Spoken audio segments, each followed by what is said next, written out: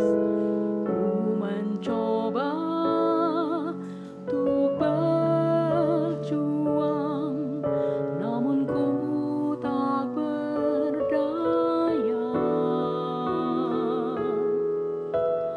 Ternyata kau mengertiku. Kau datang dan lahir ke dunia dengan cinta. Kau cariku, kau beri kemenangan. Syukurku bersembahkan bagimu. Pujianku berikan bagimu. Terima kasih Tuhan anugerahmu, Yesus Juru Selamatku.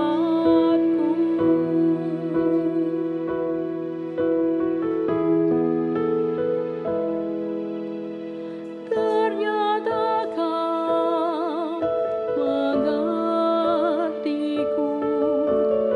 Kau datang dan lahir ke dunia dengan cinta. Kau cariku, kau beri kemenangan. Syukurku bersembahkan bagimu. Pujianku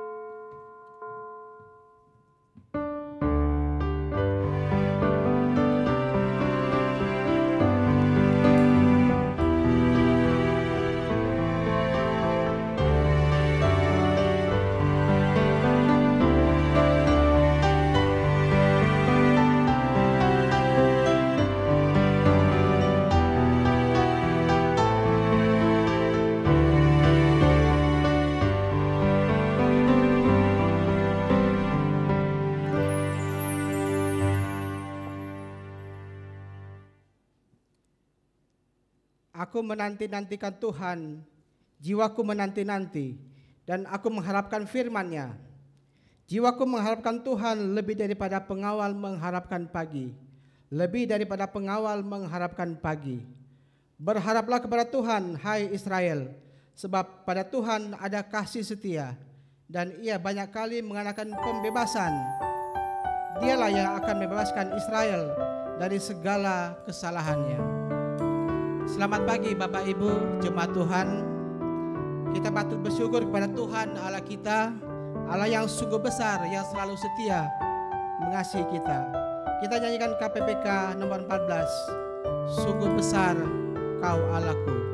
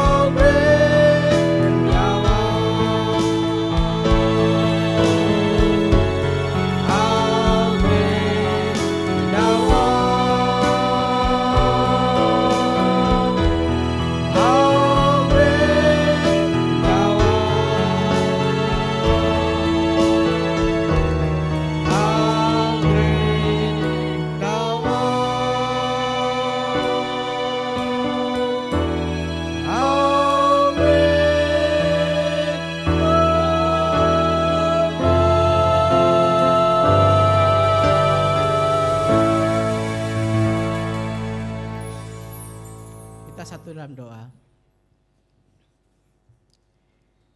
Jiwa kami datang kepadamu ya Tuhan, oleh karena sungguh besar Allah yang kami sembah. Terima kasih Tuhan untuk kesempatan yang ada saat ini. Kembali kami mau beribadah, memuji dan membesarkan nama-Mu. Pimpin dan sertai terus kami Tuhan. Layakkan kami semua agar ibadah yang kami lakukan ini bisa berkenan di hadapan-Mu. Tuhan Bapa kami yang ada dalam surga, kami juga mau mengucap syukur atas penyertaan dan pimpinan Tuhan di hari-hari yang sudah berlalu. Pimpin dan sertai terus kami ya Tuhan, dan mohon ampun akan segala dosa dan kesalahan kami. Layakkan kami ya Tuhan untuk mengikuti ibadah ini. Ampuni dosa kami. Di dalam nama Tuhan Yesus kami bawa doa ini. Amin. Bapak Ibu dipersilakan duduk.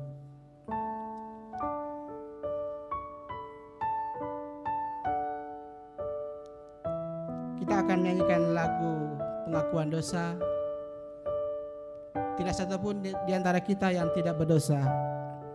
Biarlah lewat lagu yang kita nyanyikan ini menjadi doa kita kepada Tuhan untuk mau datang mengaku dosa kita kepadanya.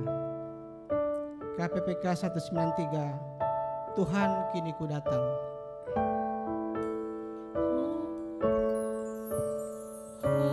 Hatiku senanglah, ku dengar suara-Mu, dan aku berikan padamu di Bukit Kalvari.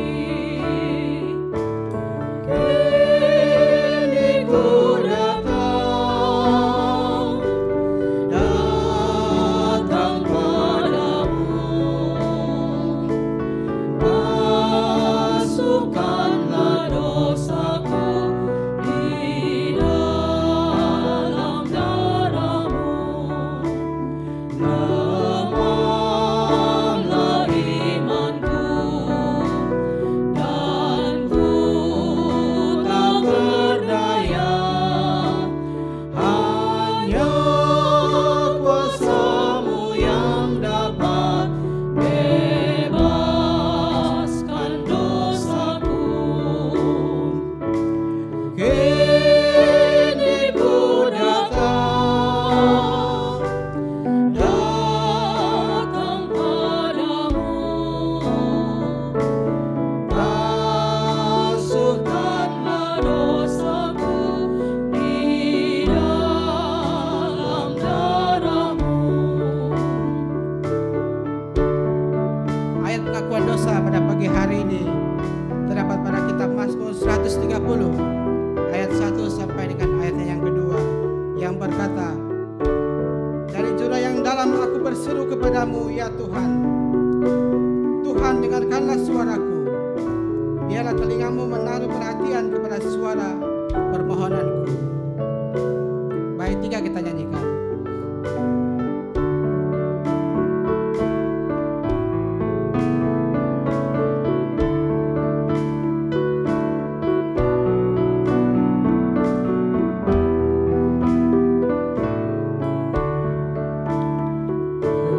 Penuhilah hatiku dengan Roh Kudus, dan anugerah-Nya yang limpah, agar ku serupa-Mu. Kini ku datang, datang padamu. Hapuskanlah dosaku di dalam darah-Mu. Kini ku datang. Kini ku datang, datang padamu. Masukkanlah dosaku di Jemaat yang sudah kita semua, dalam darah-Mu. musik tetap memainkan pujian ini. Kita tenangkan hati kita di hadapan Tuhan. Kita rendahkan diri dan kita terbuka. Karena sesungguhnya tidak ada satupun yang tersembunyi di hadapan Tuhan. Semua terlihat begitu jelas. Baik niat hati kita, pikiran kita, motivasi-motivasi kita, perbuatan-perbuatan kita, baik yang kita lakukan di depan manusia maupun yang tidak kelihatan. Semua begitu jelas di hadapan Tuhan. Karena itu mari kita datang di hadapan Tuhan dengan rendah hati, dengan hati yang hancur, dengan hati yang sungguh-sungguh. Biarlah Advent yang kedua ini membawa kita kepada hari penantian akan kedatangannya Juru Selamat. Dan setiap kita yang ada di tempat ini, bahkan setiap jemaat yang pada hari ini sedang beribadah di rumah masing-masing, setiap kita sungguh-sungguh boleh datang dan merenungkan bahwa ini adalah kesempatan kita menanti-nantikan kedatangan Sang Juru Selamat. Karena setiap kita membutuhkan Dia. Setiap kita membutuhkan Juru Selamat. Siapapun kita, sebaik apapun kita, serohani apapun kita tetap membutuhkan bayi yang lahir itu, yaitu Juru Selamat. Mari datang dan berdoa dengan sungguh-sungguh di dalam hati kita.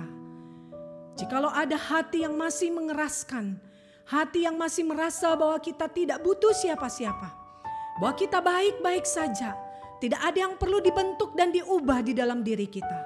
Oh saudara, saya sungguh memohon, biarlah kita sungguh datang, memohon anugerah Tuhan, memohon keselamatan yang betul-betul datang hanya daripada Yesus yang lahir itu. Tenangkan hati kita. Berdoa secara pribadi di hadapan Tuhan. Bapa kami yang dalam surga, kami datang di hadapan-Mu ya Tuhan. Inilah kami Tuhan dengan hati yang terbuka. Engkau melihat dan menilik hati kami masing-masing Tuhan. Jikalau Engkau mendapati di dalam hati kami ada kecemaran, ada dosa, ada ketidakbenaran, Tuhan, Engkau yang membuka semua apa yang terselubung di dalam diri kami, di dalam hati kami.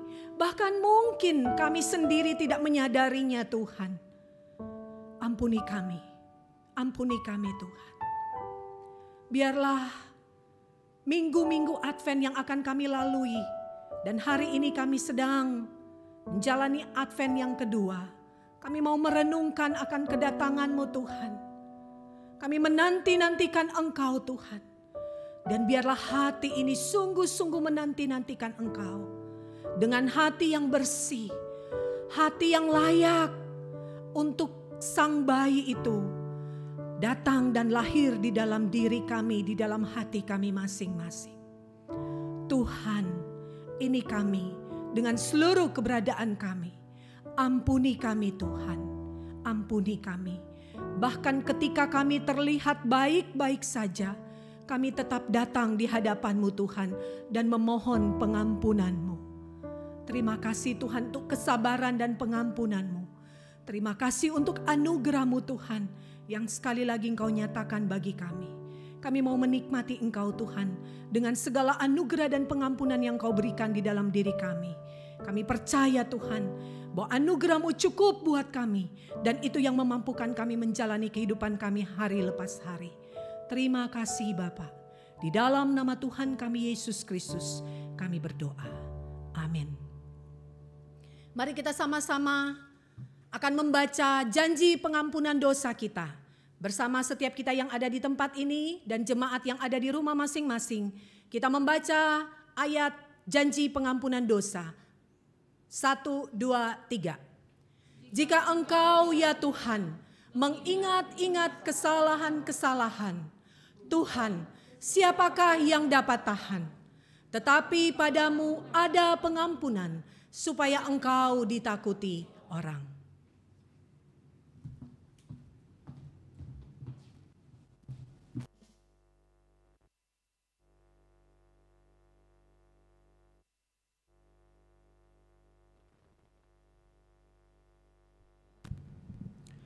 Bapak Ibu jemaat Tuhan, kita akan nyanyikan nyanyian syukur oleh karena dosa kita yang sudah diampuni oleh Tuhan.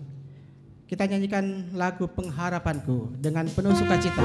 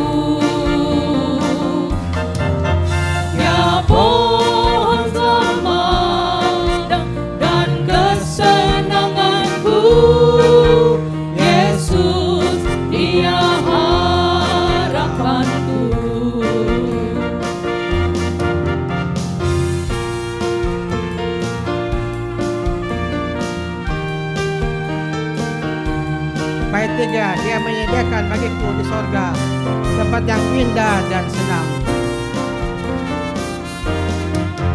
Dia menyediakan bagiku di sorga tempat yang indah dan senang. Sungguh bahagia bila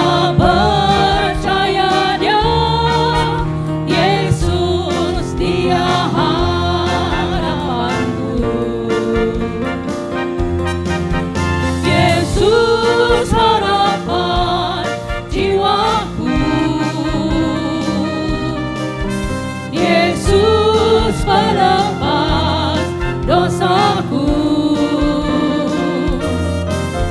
Ya pohon selamat dan kesenanganku, Yesus dia harapanku. Yesus harapan jiwaku. Yesus harapan jiwaku. Yesus pelepas dosaku. Ya pohon selamat dan kesenanganku, Yesus dia harapanku. Ya pohon selamat dan kesenanganku. Ya pohon selamat dan kesenanganku, Yesus Ya pohon selamat dan kesenanganku. harapanku. Ya pohon selamat dan kesenanganku, Yesus dia harapanku.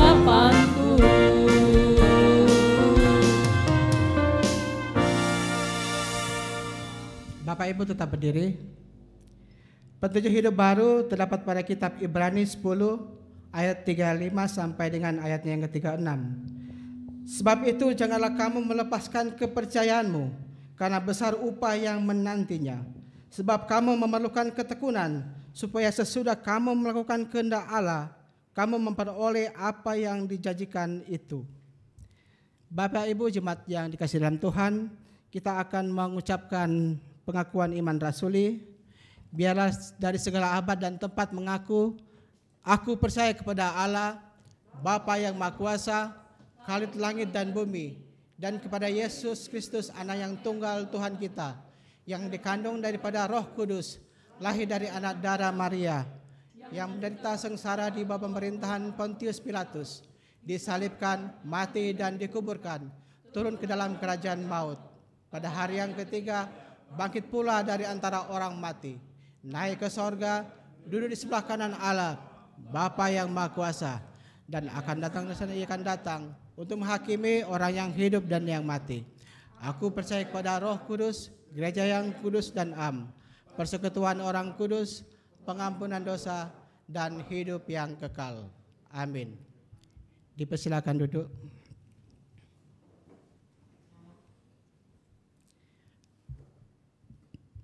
Bapak Ibu, sebelum kita datang pada firman Tuhan, persembahan pujian dari keluarga.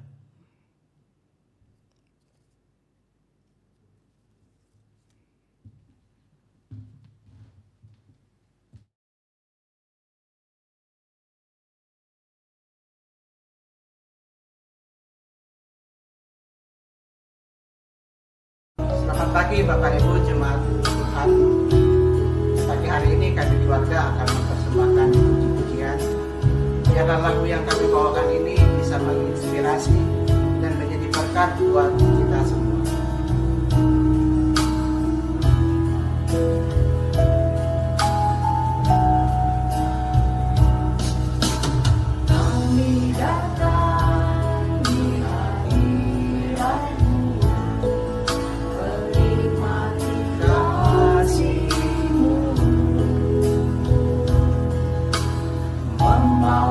Seisi rumahku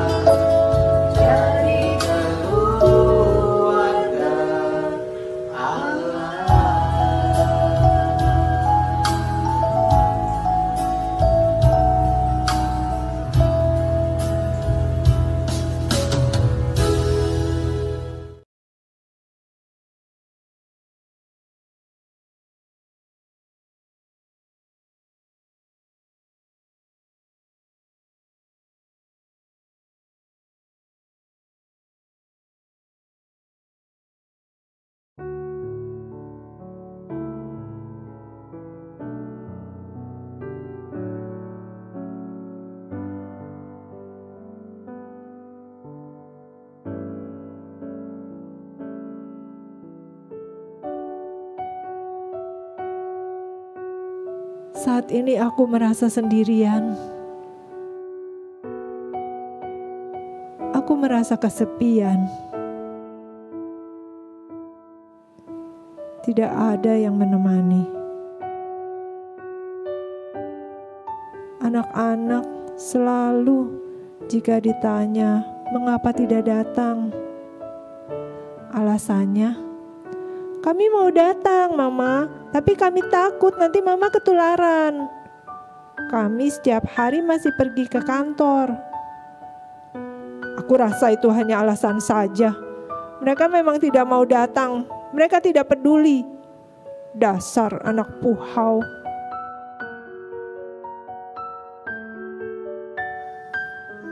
Ketika keadaan saya sudah membaik, saat itu saya seringkali menyesali apa yang saya lakukan. Karena saya tahu itu semua hanya membuat diri saya menjadi tidak sehat secara fisik dan rohani maupun hubungan keluarga. Saya berusaha berbuat kebaikan lebih untuk menggantikan kesalahan saya. Dengan saya berbuat kebaikan seperti menyumbang kepada orang yang membutuhkan uang untuk berobat, saya berpikir Tuhan akan menerima dan memaafkan saya yang buruk ini. Saya berharap Tuhan mengampuni dosa saya.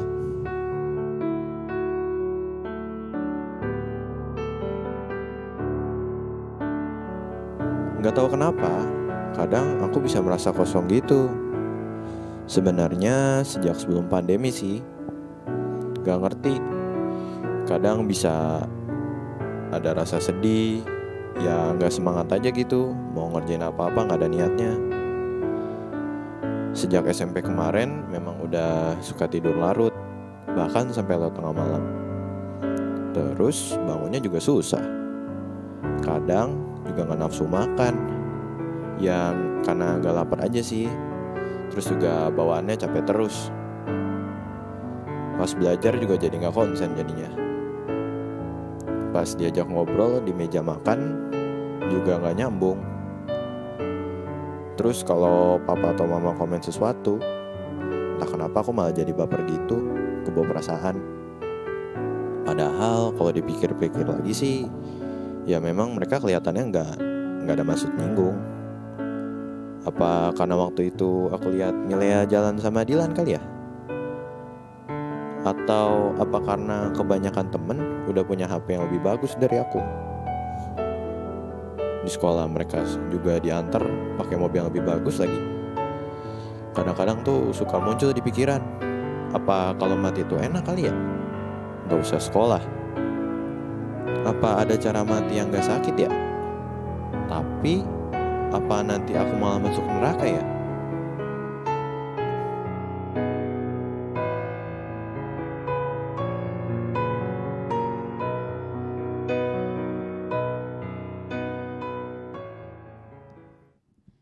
Bersyukur untuk persembahan pujian dan drama yang boleh kita saksikan bersama. Kita akan sekali lagi berdoa sebelum kita membaca dan merenungkan kebenaran firman Tuhan. Bapa dalam surga, kami bersyukur Tuhan tetap mengasihi dan beserta dengan kami di dalam kondisi apapun yang saat ini kami alami. Ya Tuhan, kami tahu kami menjalani proses yang tidak mudah di dalam masa-masa pandemi seperti ini. Tetapi kami bersyukur ada firman Tuhan yang terus menopang kami, menguatkan kami, ada janji Tuhan yang terus membuat kami bangkit kembali dan berharap kembali kepada Tuhan. Dan karena itu ya Tuhan, kami berdoa memohon agar Tuhan kembali bersabda bagi setiap kami, menguatkan kami yang saat ini mungkin sedang lemah, memberikan kami kekuatan dan penghiburan, mungkin setiap kami ada yang sedang berduka, dan kami sungguh terus ya Tuhan agar hidup kami senantiasa memuliakan Tuhan.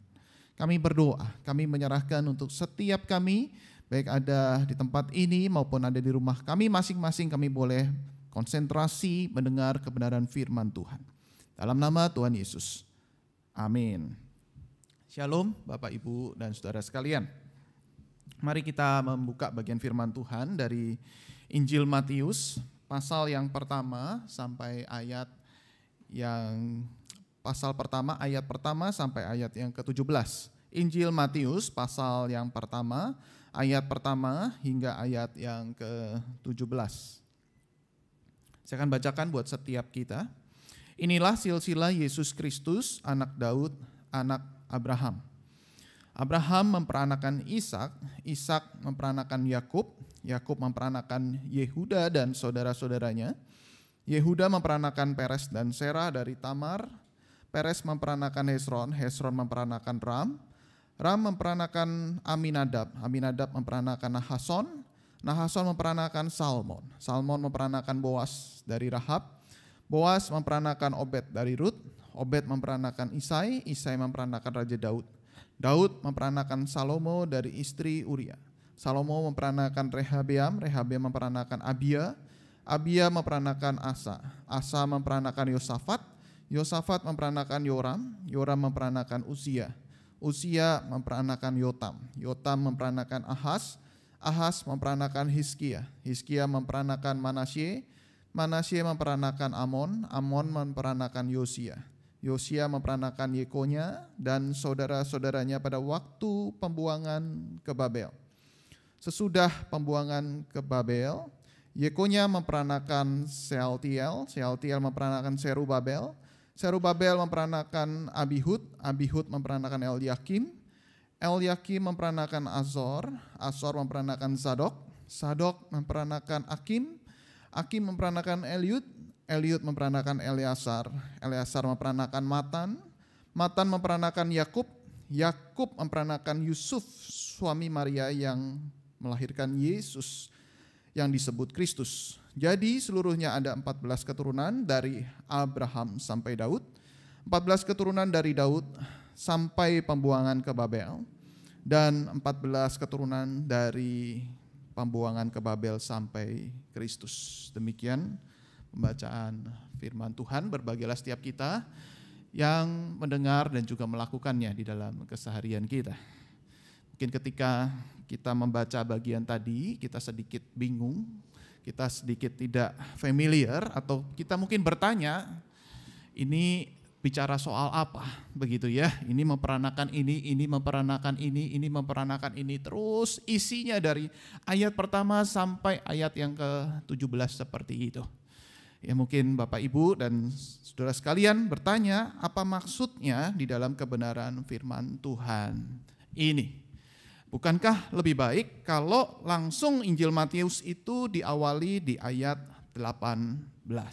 Saudara, di ayat 18 dikatakan begini, kelahiran Yesus Kristus adalah sebagai berikut. Pada waktu Maria ibunya bertunangan dengan Yusuf, ternyata ia mengandung dari Roh Kudus. Itu yang biasa didramakan, bukan? Ada yang didramakan tentang silsilah Yesus Kristus? Saudara, rasanya jarang sekali.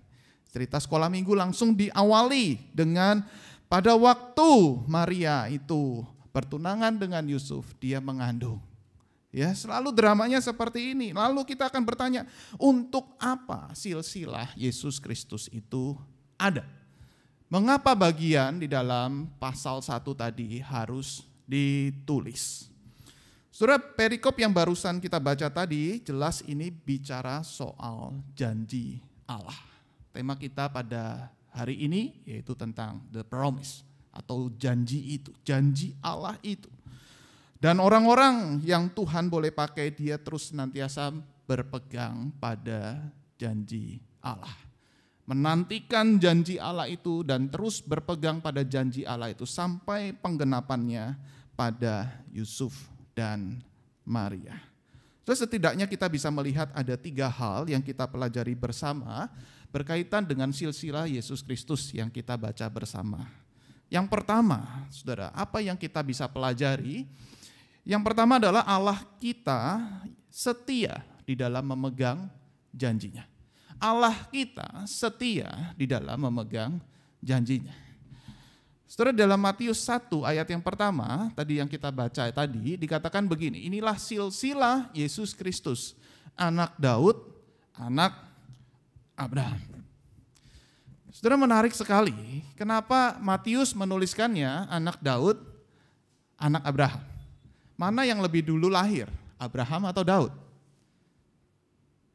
Abraham dulu lahir atau Daud terlebih dulu? Abraham dulu. Artinya secara kronologis kita tahu bahwa yang pertama mulai adalah Abraham. Lalu kemudian baru Daud. Dan itu selang waktu sekian lama. Tetapi menariknya di sini, kenapa Matius menempatkan di sini anak Daud terlebih dulu. Daud terlebih dulu baru Abraham. Artinya ada penekanan yang sangat amat penting buat setiap kita dan setiap pembaca yang membaca bagian ini. Ada yang lebih penting dari diri Daud ketimbang Abraham. Apa itu? Nah, kita akan lihat sama-sama terlebih dulu janji yang diberikan Allah kepada Abraham. Janji apa yang diberikan Allah kepada Abraham? Allah berjanji untuk menjadikan bangsa yang besar. Kejadian 12 ayat yang kedua dikatakan, aku akan membuat engkau menjadi bangsa yang besar dan memberkati engkau serta membuat namamu masyhur dan engkau akan menjadi berkat. Nah, saudara, ini janji yang diberikan Allah kepada Abraham di dalam Kejadian. Kita tahu kisah ini, bukan? Ya, lalu kemudian saudara, Allah tidak berhenti di situ, tetapi Allah juga memberikan janji kepada Daud. Janjinya sedikit berbeda, tetapi ini untuk memperkuat. Kalau sebelumnya Allah berjanji untuk menjadikan bangsa yang besar, tetapi Allah berjanji kepada Daud untuk mengokohkan kerajaan yang besar. Di dalam 2 Samuel 7 dikatakan, dialah yang akan mendirikan rumah bagi namaku dan aku akan mengokohkan tahta kerajaannya untuk selama-lamanya. Jadi 2 janji yang sangat penting ini yang Allah ingin tekankan kembali agar bangsa Israel pada saat itu, orang Kristen mula-mula pada saat itu, terus dia bisa kembali teringat bahwa Allah setia berpegang pada janjinya. Dan kemudian kita tahu di dalam Injil Matius, maka penulis Injil Matius itu dia mengkaitkan semuanya ini bicara soal anak manusia datang sebagai raja. Anak manusia datang atau Mesias itu datang sebagai raja. Dialah raja yang dijanjikan itu. Artinya apa? Artinya di bagian janji mengokohkan kerajaan yang besar itu menjadi fokus utama di dalam Injil Matius ini. Itulah sebabnya Matius seperti menempatkan satu prioritas yang lebih penting kepada Daud lebih ketimbang pada Abraham. Tetapi penting juga Abraham dimasukkan karena untuk mengetrack dialah keturunan Israel itu yang dijanjikan. Umat yang dipilih oleh Allah. Mesias yang datang, Yesus Kristus yang datang itu betul-betul lulusan dari bangsa Israel. Dia orang-orang yang sungguh dipilih oleh Tuhan dan Yesus Kristus keturunan dari sana. Nah, di sini saudara kita bisa belajar bagaimana Allah kita adalah Allah yang setia berpegang pada janjinya. Ini penting. Kita mau lihat janji dari seseorang, kita ngelihat orang itu siapa, betul tidak? Tidak sembarangan kita bisa berpegang pada janji. Apalagi orang itu pelin-pelan, orang itu mudah sekali mengingkari janjinya. Tetapi ketika penulis kitab Matius ini mengajak kita mengacu kepada Allah yang setia berpegang pada janjinya, pasti janjinya itu akan ditepati. Dia pribadi Allah yang tidak pernah mengingkari janji. Lalu kemudian kita melihat di bagian yang kedua, saudara, yang bagian kedua ini di mana janji Allah itu ternyata ditujukan kepada orang yang tidak layak untuk menerimanya. Janji Allah yang begitu luar biasa, jadikan bangsa yang besar dan mengokohkan kerajaan yang besar, ditujukan kepada siapa? Orang yang besar, orang yang penting. Seharusnya seperti itu, bukan? Tetapi ternyata janji Allah itu ditujukan kepada orang yang tidak layak untuk menerimanya, termasuk saudara dan saya. Dan saudara, kalau kita perhatikan di sini ada nama-nama wanita seperti Tamar, Rahab, Ruth, istri Uria, Betsheba pada saat itu. Kita tahu dosanya, bukan? Kemudian Maria, perempuan itu tidak dihargai pada saat itu. Hari ini perempuan begitu dihargai, haknya sangat dijunjung tinggi. Tetapi pada saat itu perempuan, wanita tidak dihargai. Misalnya, dalam Kejadian 5 ayat yang keempat, umur Adam setelah memperanakan Set 800 tahun dan ia memperanakan anak laki-laki dan perempuan. Kita taunya Adam dan Hawa memperanakan Kain, Habel, Set. Tetapi ya ada anak perempuan, dikatakan firman Tuhan. Tetapi anak perempuan itu tidak ditulis namanya. Artinya apa? Tidak dianggap penting. Tidak dihargai pada saat itu. Kemudian Matius 13 ayat 55-56 dikatakan begini. Bukankah ia ini anak tukang kayu? Yesus ini anak tukang kayu. Bukankah ibunya bernama Maria dan saudara-saudaranya laki-laki semua? Yakobus, Yusuf, Simon, dan Yudas. Dan bukankah saudara-saudaranya perempuan? Semuanya ada bersama kita. Jadi dari mana diperolehnya semuanya itu? Sekali lagi, saudara-saudara Yesus yang perempuan tidak ditulis. Yang ditulis hanya laki-laki. Artinya apa? Artinya tidak terlalu penting. Tapi indahnya adalah Matius menuliskan nama-nama perempuan. Matius menuliskan nama-nama perempuan yang pada saat itu tidak dihargai. Lalu kemudian yang kedua ada nama-nama orang kafir. Ruth, Rahab, Ruth orang Moab, Rahab orang Yeriko atau Kanaan. Dan saudara di Ulangan 23 dikatakan begini, seorang Amon atau seorang Moab janganlah masuk jemaat Tuhan. Bahkan keturunan yang ke-10 pun tidak boleh masuk jemaat Tuhan sampai selama-lamanya. Artinya apa? Artinya orang keturunan non-Yahudi pada saat itu sangat tidak dihargai. Bahkan harus dijauhi, tidak boleh masuk. Tetapi di situ ada orang kafir itu. Orang non-Yahudi itu. Lalu kemudian ada nama-nama orang-orang jahat. Yehuda dan Tamar, kita bisa lihat kisahnya di Kejadian 38. Manasye, 2 Raja-Raja 21, dan Amon 2 Raja-Raja 21. Saudara, kita bisa melihat kisahnya raja ini yang begitu jahat sampai ditulis di dalam firman Tuhan di 2 Raja-Raja 21 ayat 2. Ia melakukan apa yang jahat di mata Tuhan sesuai dengan perbuatan keji bangsa-bangsa yang telah dihalau Tuhan dari depan orang Israel. Sampai ditulis. Saudara, ini bukan sekedar kejahatan biasa. Kalau sampai dicatat di dalam sejarah, dicatat di dalam firman Tuhan, ini benar-benar kejahatan yang sangat membabi buta. Kejahatan yang sangat brutal. Bukan sekedar kejahatan dosa-dosa tersembunyi di dalam perasaan dan pikiran. Tetapi betul-betul sudah membuahkan hasil dan menularkan perbuatan jahat itu kepada orang banyak. Tetapi nama ini ada dicatat oleh Matius di dalam kitab Injilnya itu. Saudara, betul-betul aneh dalam silsilah Yesus ini ada nama-nama perempuan, orang-orang berdosa, orang kafir. Saudara, artinya apa? Ketika kita memperhatikan bagian ini, saudara, kita kembali mengingat janji Allah yang begitu besar, begitu berharga, begitu bernilai itu ditujukan kepada siapa? Kepada saudara dan saya yang berdosa, yang hina, yang kafir di hadapan orang Yahudi pada saat itu. Dan Allah menginginkan janji itu kita terima. Dan Allah melayakkan kita.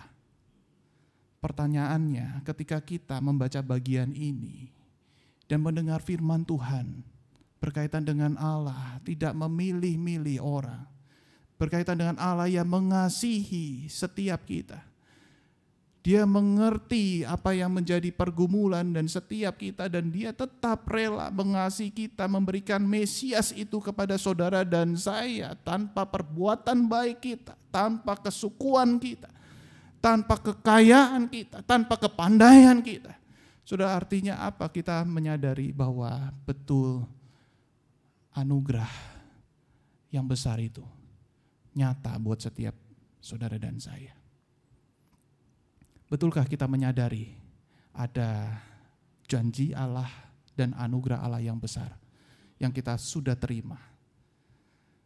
Dan pertanyaannya, apakah kita merasa diri layak untuk mendapatkannya? Atau kita merasa tidak layak untuk menerimanya? Tetapi karena Tuhan melayakkan kita. Kemudian yang ketiga, saudara.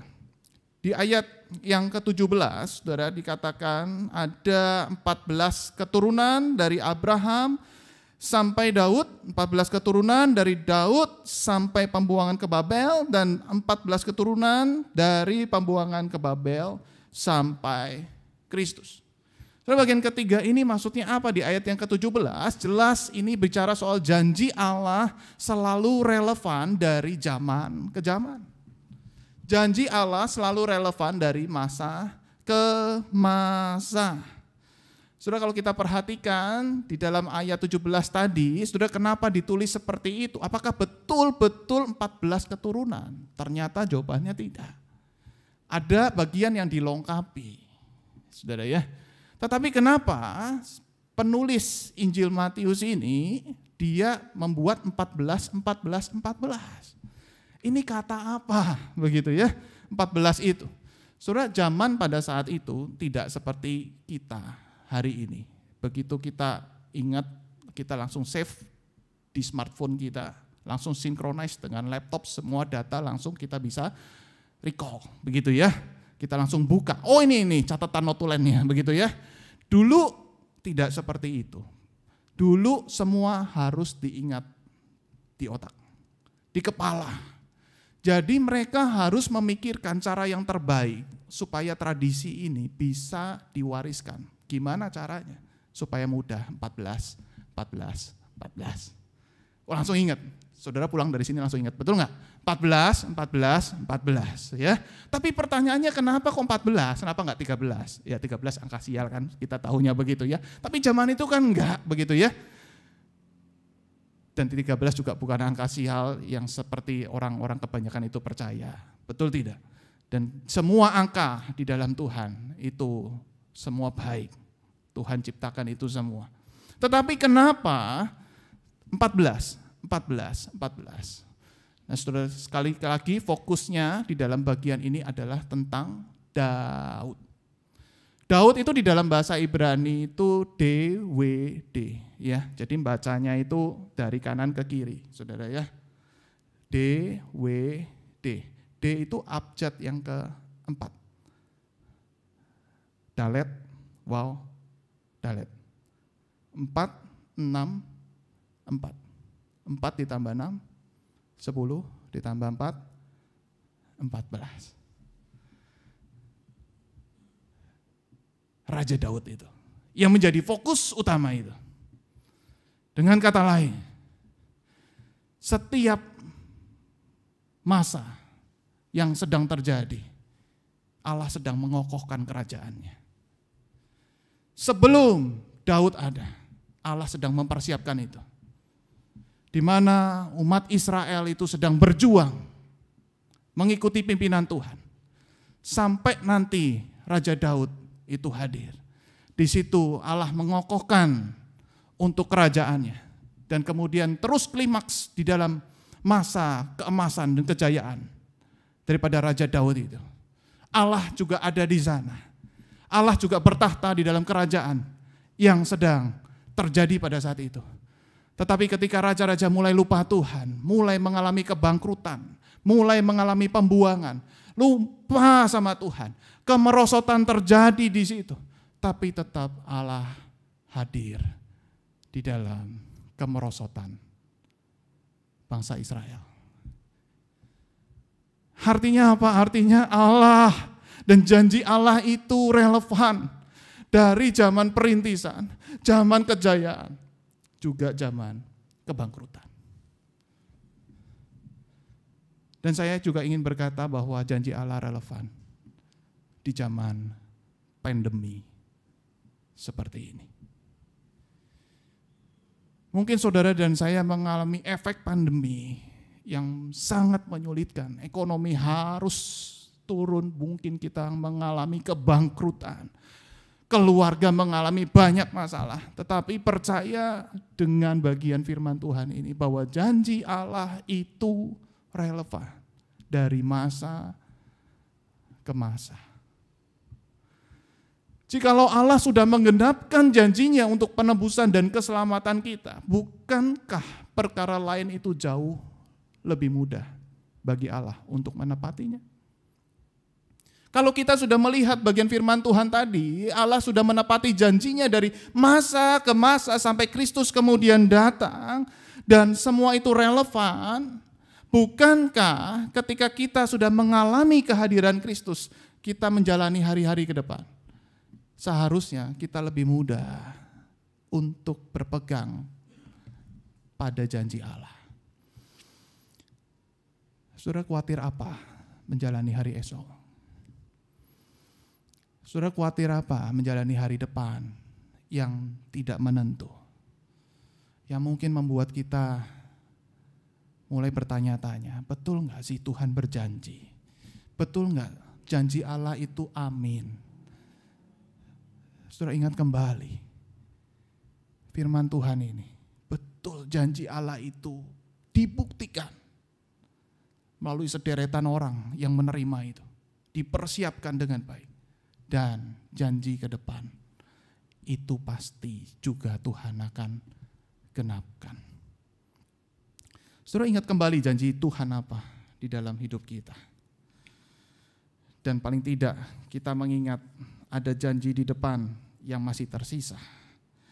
Yaitu di dalam Filipi 1 ayat yang ke-6 dikatakan, akan hal ini aku yakin sepenuhnya, yaitu Ia yang memulai pekerjaan yang baik di antara kamu akan meneruskannya sampai pada hari akhir Yesus Kristus datang kali yang kedua.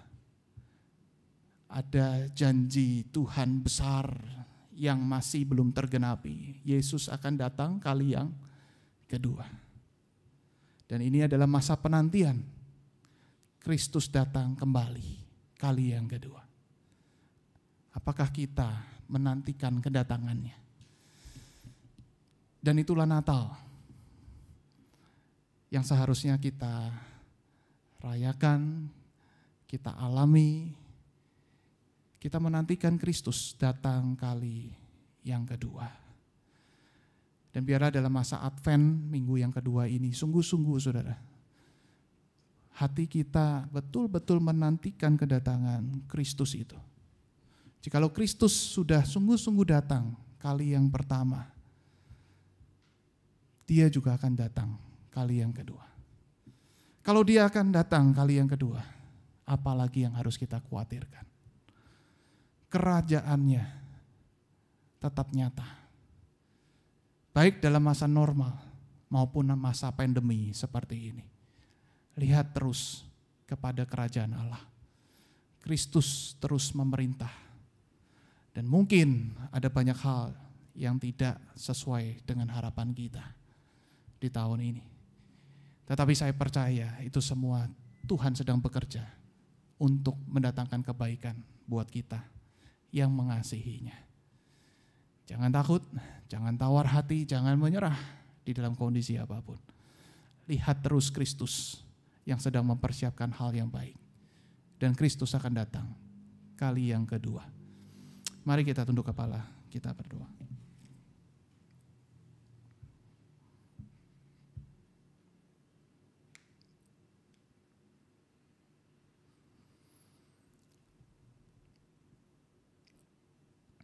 Saudara ambil waktu tenang di hadapan Tuhan. Apakah kita betul-betul berpegang pada janji Allah?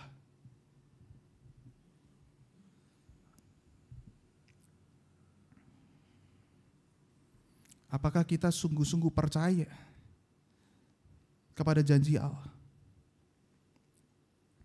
Allah tidak pernah mengingkari janji. Allah setia berpegang pada janjinya. Berpeganglah pada janji Allah dalam segala kesesakan kita, dalam segala kesulitan, masalah-masalah. Kembali lihat janji Allah yang tertera dalam firman Tuhan.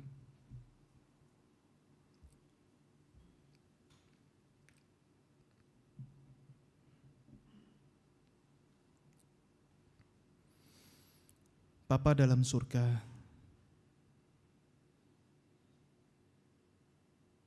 kami mengingat kembali janji-Mu ya Tuhan. Engkau tidak pernah mengingkari apa yang Kau katakan. Dan kami ingin kembali berharap kepada Tuhan. Kami sungguh memohon ya Tuhan, agar firman Tuhan yang pernah kami dengar kembali muncul di dalam pikiran kami. Ada Tuhan sebagai gembala kami, takkan pernah kekurangan aku dalam Mazmur 23. Sekalipun aku berjalan dalam lembah kekelaman, aku tidak takut bahaya. Ada Engkau besertaku. Ya Tuhan, ingatkan kembali, Engkau gembala kami yang baik.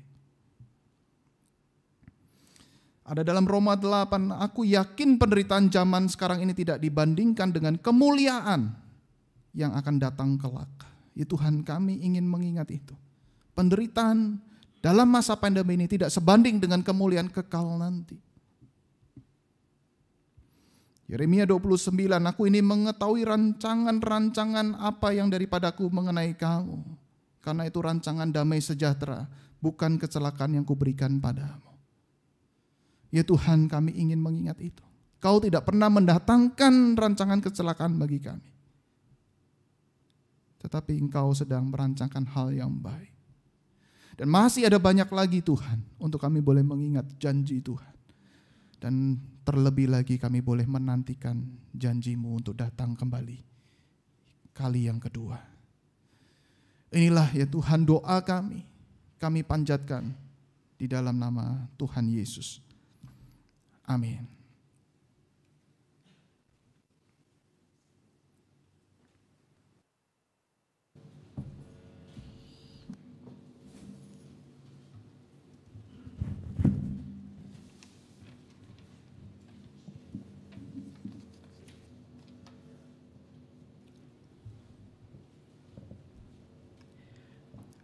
Bapak Ibu jemaat Tuhan, saatnya kita akan memberikan persembahan.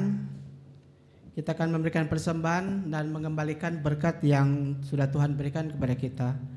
Sambil kita menyanyikan satu lagu, Ya Untungku Besar.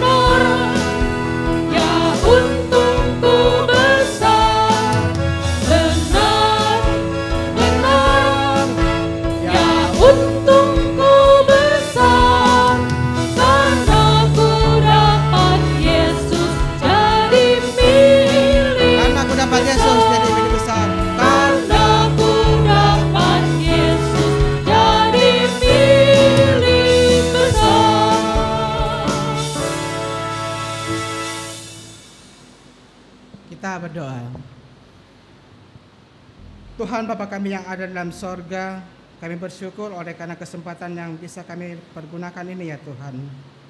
Kami boleh memberikan persembahan, berkatilah persembahan yang kami berikan ini, agar itu bisa berkenan di hadapan-Mu. Ampuni dosa kami ya Tuhan. Di dalam nama Tuhan Yesus, kami bawa doa ini. Amin. Bapak Ibu disebelahkan duduk.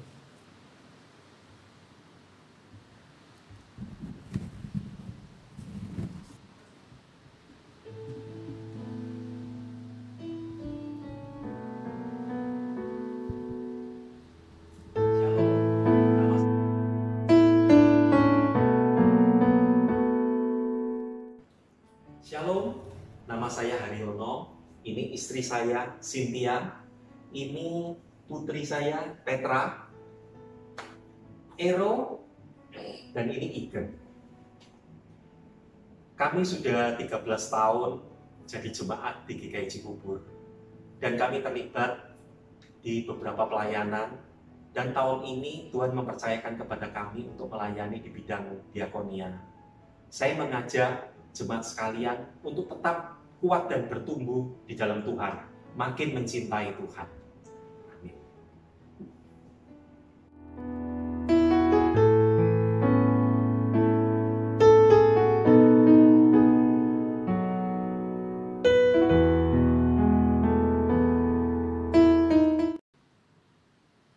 Shalom saudara sekalian, sungguh hal yang indah kita boleh saling mengenal dan juga membangun satu hidup persekutuan yang baik di tengah-tengah kita.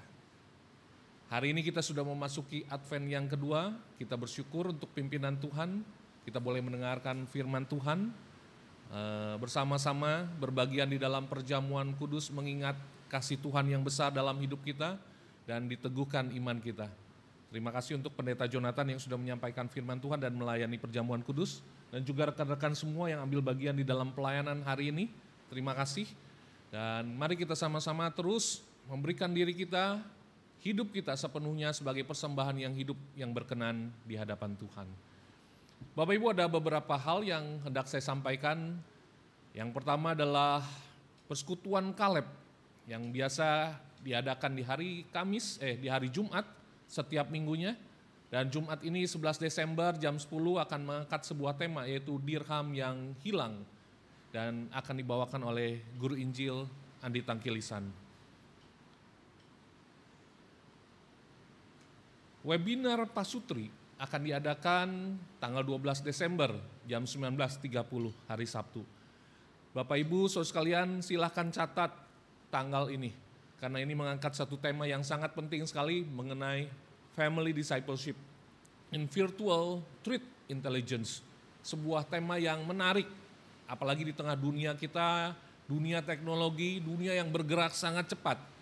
Guru Injil Ang Wihai, seorang hamba Tuhan praktisi IT dari Singapura, akan melengkapi kita, membukakan wawasan kita, dan memberikan kepada kita satu insight untuk kita boleh menjalani kehidupan Kristen kita, mengantisipasi masa depan bersama dengan anak-anak kita. Silakan catat tanggal dan waktunya. Berikutnya saudara sekalian, Advent ketiga minggu depan mengangkat tema Time to Time. Akan dibawakan oleh Guru Injil Laura Betsy, dan di masa-masa Advent ini mari kita arahkan hati kita menanti kedatangan Kristus, mempersiapkan diri kita untuk sungguh Tuhan menemukan di dalam kita satu hati yang rindu kepada Dia. Berikutnya, jadwal penatalayan untuk minggu mendatang 13 Desember. Liturgis adalah Ibu Filia, pemusik Ibu Etna dan tim, singers Pak Haryono dan Bu Cynthia, persembahan pujian dari keluarga Bapak Nathan, dan video introduksi dari Bu Christine dan keluarga. Mari saya mengajak kita sama-sama untuk bangkit berdiri. Natal sudah dekat. Mari bukan hanya kita akan mempersembahkan yang terbaik pada Natal, ada nomor yang sudah tertera, tapi juga mari kita sama-sama, seperti yang tadi saya katakan, kita mempersembahkan hati kita, mempersiapkan diri kita sepenuhnya akan kedatangan Kristus. Mari kita berdoa agar Natal sama-sama kita boleh fokus bersama dengan keluarga kita. Walaupun di tengah pandemi, tapi itu tidak mengurangi makna Natal. Kita doakan juga untuk ketenangan, damai sejahtera seluruh orang percaya, agar biasa ketika kita memperingati Natal ada terang lilin bersama. Biar semangat memancarkan terang, semangat bersinar bagi Kristus ada di dalam hidup setiap kita. Memancarkan kesaksian yang indah dan memancarkan Kristus itu sendiri sebagai berita utama Natal. Mari sama-sama kita berdoa untuk pokok doa ini. Ya Tuhan, menjelang Natal, kami datang kepada Tuhan. Kami menyerahkan diri kami, hati kami sepenuhnya, agar kami boleh fokus penuh kepada Tuhan. Di tengah dunia yang menawarkan berbagai macam hal, di tengah dunia yang seringkali menyibukkan kami dengan hal-hal yang lain di luar hal yang esensi. Kami ingin ya Tuhan, Natal tahun ini di tengah pandemi yang terjadi cukup panjang, kami tetap boleh memaknai dengan benar. Kami memaknai hal yang esensi, bahwa di dalam Natal ada kasih besar yang dinyatakan, ada anugerah, ada keselamatan bagi kami manusia berdosa. Dan biarlah itu yang kami peringati dan mendorong kami untuk hidup sungguh-sungguh. Di tengah seperti biasanya Natal juga, begitu banyak hal terjadi yang seringkali mengurangi sukacita kami, menghilangkan damai sejahtera kami. Tapi kami rindu ya Tuhan, kami berdoa agar kami, umat Tuhan, umat kepunyaan Tuhan, sungguh menjalani kehidupan yang benar, sungguh menyatakan di dalam diri kami ada terang, kehadiran Kristus di dalam kami, nampak nyata lewat perbuatan perkataan kami. Dan juga kami memancarkan terang itu lewat kesaksian hidup kami. Inilah yang kami rindukan ya Tuhan, agar damai sejahtera dan kasih itu terus nyata.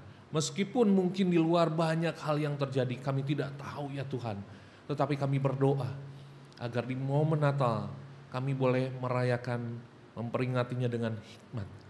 Memperingati di dalam ketenangan, di dalam damai. Dan lewat Natal tahun ini ya Tuhan, kami sungguh terus diteguhkan, diingatkan akan janji Tuhan. Untuk kami juga hidup di dalam kesetiaan kepada janji itu. Terima kasih Tuhan, inilah pengharapan kami. Dan hanya di dalam Kristus kami naikkan doa ini. Amin. Terus kalian berita pengutusan terambil dari 1 Korintus pasal yang pertama ayat 7 dan 8. Demikianlah kamu tidak kekurangan dalam suatu karunia pun sementara kamu menantikan penyataan Tuhan kita Yesus Kristus. Ia juga akan meneguhkan kamu sampai kepada kesudahannya, sehingga kamu tak bercacat pada hari Tuhan kita, Yesus Kristus. Doksologi. Puji Allah Bapa Putra, puji Allah Roh Kudus, ketiganya yang esa. Pohon selamat sumber berkah. Amin.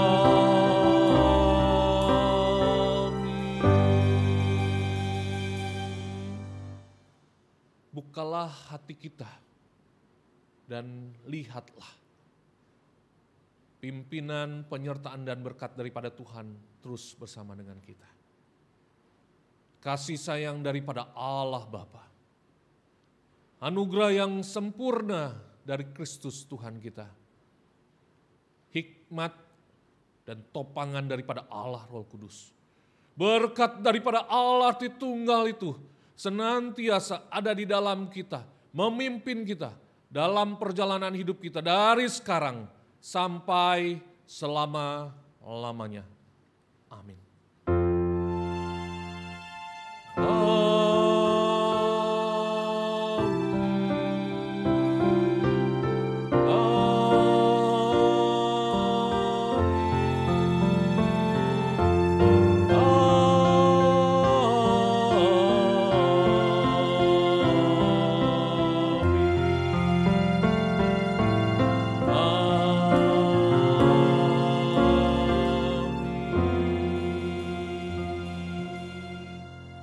Silakan duduk saudara sekalian, ibadah kita selesai, selamat hari Minggu, Tuhan Yesus memberkati kita sekalian.